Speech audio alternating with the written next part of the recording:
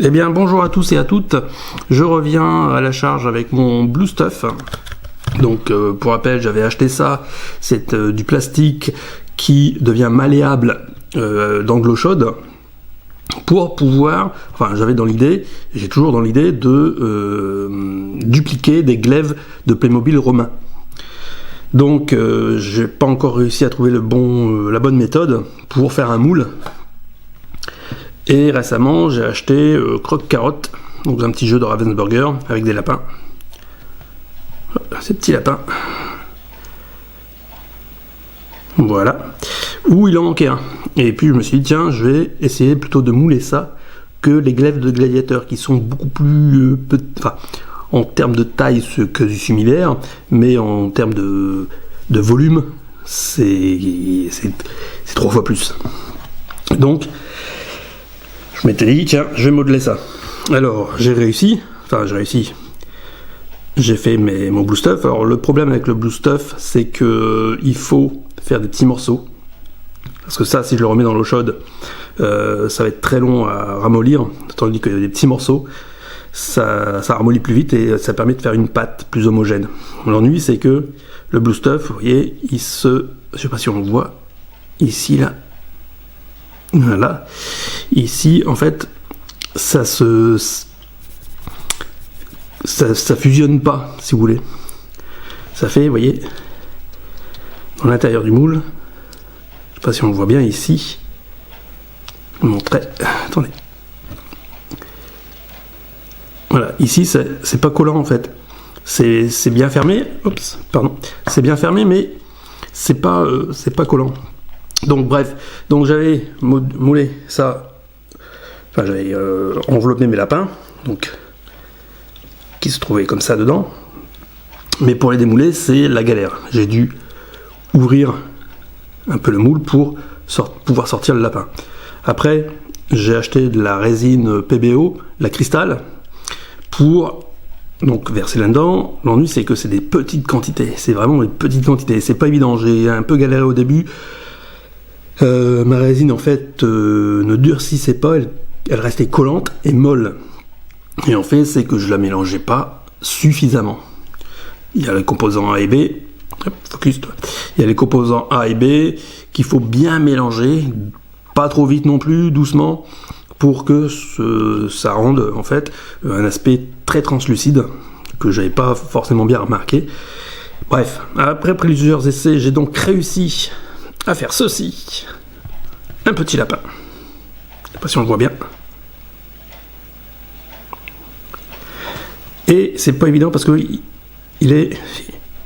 si, là, cette fois-ci, il est dur. Je l'ai démoulé hier, il était encore un peu mou. Donc voilà le résultat. Alors, on voit pas forcément bien les détails, je sais pas si on va bien le voir à la caméra. Mais le Blue Stuff rend quand même bien. Allez, focus, focus, focus. Le Blue Stuff rend quand même assez bien les détails des pièces que l'on moule. L'ennui, c'est que c'est pas fait pour... j'ai pas encore trouvé la bonne solution avec ça. Donc j'en reviens un peu sur le produit. C'est sympa à travailler, mais c'est plus...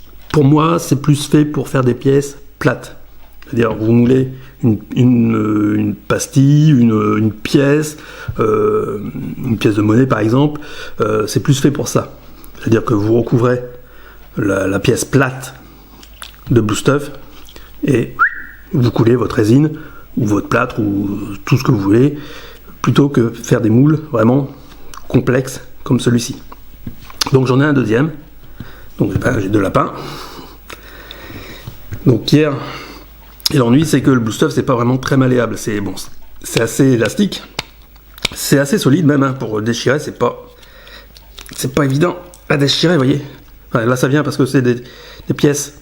C'est ça aussi que j'en veux un petit peu au Blue Stuff, c'est que lorsque j'avais fait en fait une pâte comme ça et que j'avais replié, j'avais fait une pâte, une pièce comme ça et j'avais replié, voilà comme ça.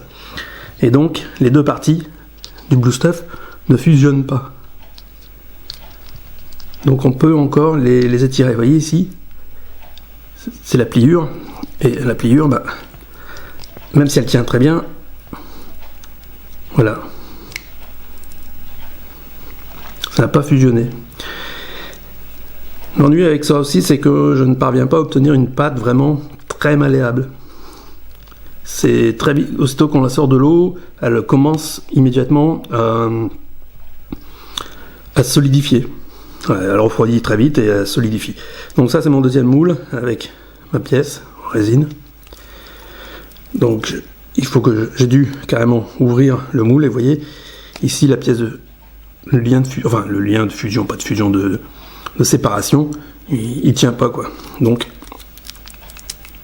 hop, un petit peu de résine qui a coulé là où j'avais coupé pour retirer la précédente. Et donc je peux retirer mon lapin. Je peux retirer mon lapin, mais ce n'est pas évident. Donc je vais devoir couper. Ce sont les oreilles qui me gênent.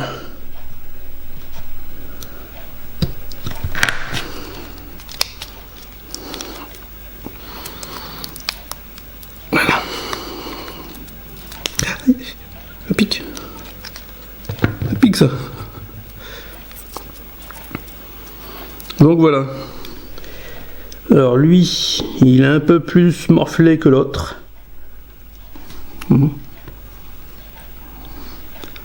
J'ai un plus beau moule que l'autre. Si on voit ici, tu vois au niveau de la tête. Ici et là, au niveau du corps. Donc celui-là un peu moins réussi. Peut-être un peu plus de travail, mais de toute façon, il m'en manquait qu'un seul. Donc je suis déjà bien content avec celui-là où ben, il faudra que je travaille les bavurages des oreilles. Et puis que je lui mette une petite couche de peinture. Comment dire, le museau a l'air d'être bien. Mais on voit vraiment bien les yeux. Je sais pas si on voit bien la caméra. Hop, pardon. Mais les yeux sont pas forcément bien imprimés. Enfin, c'est pas... Vous voyez les yeux? Voilà. Donc, au niveau de la résine, c'est pas évident. Il faut bien doser. Et là, on est sur du petite quantité. Donc, j'aurais pu en faire presque... Avec la quantité de résine que j'ai faite, j'aurais pu en faire, je crois, 3, peut-être 4. Donc, il y a pas mal de pertes de résine. C'est pas grave. Et le Blue Stuff, ben... sympa, mais il y a mieux. J'ai vu des tutos sur le tube où il y a avec du silicone de salle de bain avec du maïzena pour faire des moules siliconés. Donc je vais regarder à ça pour voir et puis je reviendrai.